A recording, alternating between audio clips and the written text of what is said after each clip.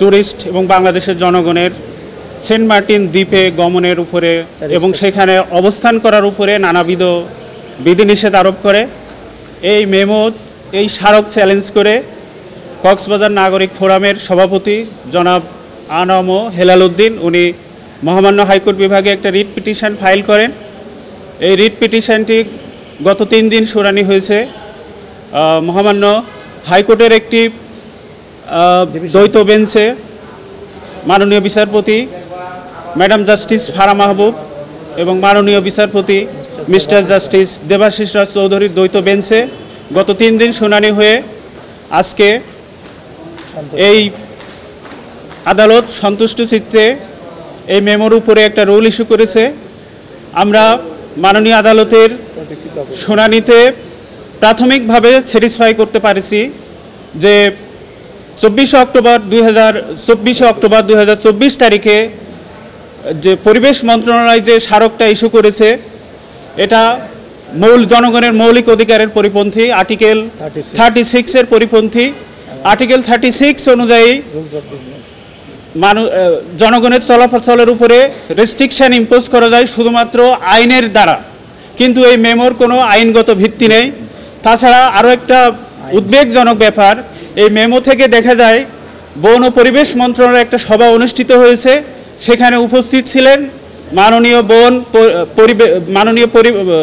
উপদেষ্টা বন পরিবেশ ও জলবায়ু পরিবর্তন এবং মাননীয় প্রধান উপদেষ্টার একজন বিশেষ সহকারী।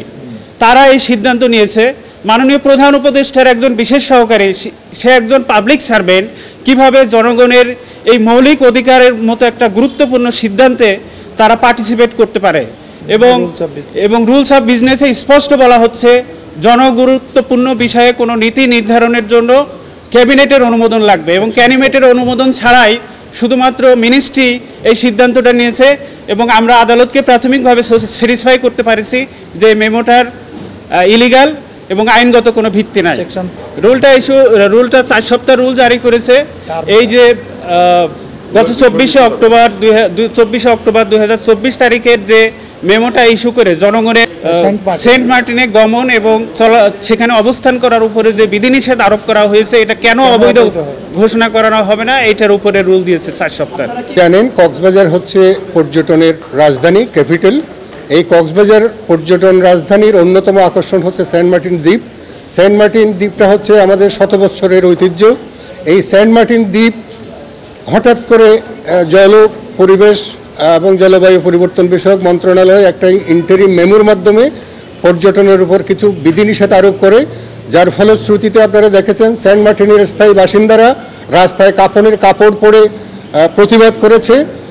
ঢাকা ইউনিভার্সিটির স্টুডেন্ট ফর সভরিনিটি তারা প্রতিবাদ করেছে। দেশের অনেক লোকজন প্রতিবাদে রাস্তায় নেমে এসেছে, কারণ সেন্ট মার্টিনে আপনারা জানেন একটা ইউনিয়ন পরিষদ, এইখানে 12,000 লোক স্থায়ীভাবে বসবাস করে।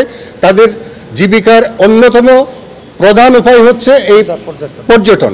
টুরিস্টরা না গেলে তারা না খেতে পেয়ে মরে যাবে এবং ওইখানে 4-5 হাজার কুকুর থেকে শুরু করে যেই ধরনের জীববৈচিত্র্য আছে এগুলোর উপর ইনডাইরেক্টলি একটা এফেক্ট আসবে।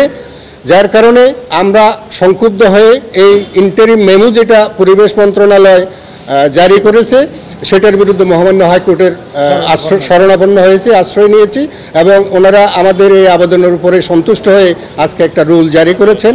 গভর্নমেন্টকে বলেছেন 4 সপ্তাহের মধ্যে আপনারা জানাবেন আপনাদের এই অবৈধ পরিপত্র কেন অবৈধ ঘোষণা করা হবে না। ধন্যবাদ। ঢালাইয়ের সেরা প্রিমিয়ার সিমেন্ট।